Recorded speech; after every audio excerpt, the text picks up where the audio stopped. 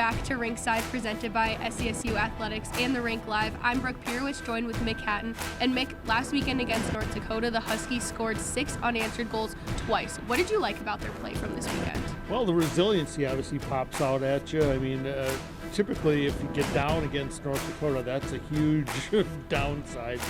That they're a team that traditionally gets a team down and just kind of steps on people and finishes them off. And St. Cloud State this season again, starting to show signs of a lot of resiliency. I mean, that's a term that they're using a lot.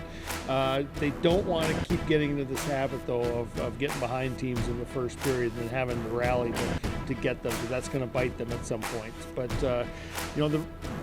on the other side of it, putting up 13 goals on North Dakota in any series is a huge weekend. And Zach Okabe had a natural hat trick. Do you think he's having a breakout season? Well, he's I think one of those guys that gets better, has been getting better and better every year that he's been here. I think he was one of the guys that coming into the season, they were hoping that he was going to take another step up, and I think he has. You saw not only the offensive side of him, but like he'll play physical. I mean, he's not a huge guy out there, but he's a guy that is not afraid to go up against the biggest players on the other team, and he's strong enough on his skates where he can knock some people over.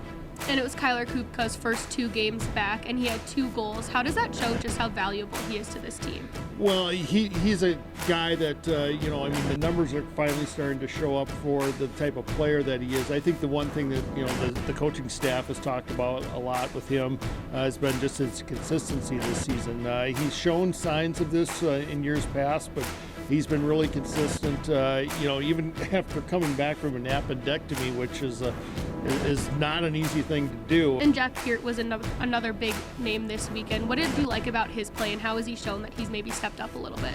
I think you see more confidence in what he's doing, and I think there's not quite as much jitters with him as maybe you saw last season.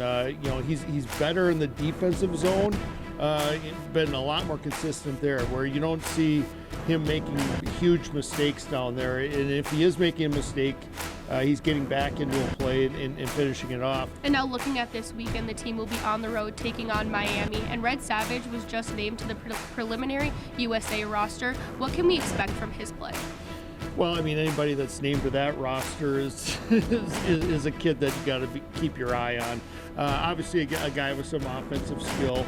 And they're a team that is struggling though right now.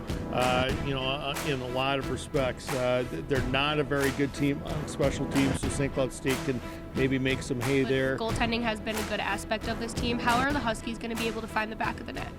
I think with them, it's just, about working down low, for St. Cloud State. And, that's where they've been the most effective during the course of this season. If they're in close, getting a lot of opportunities near the net, that's where they're going to, beat a goaltender like that. Well, thanks, Mick. That's all I have for you on this episode of Rinkside. Make sure you follow SCSU Huskies _MH, Mick, and the Rink Live to stay up to date on this series with Miami.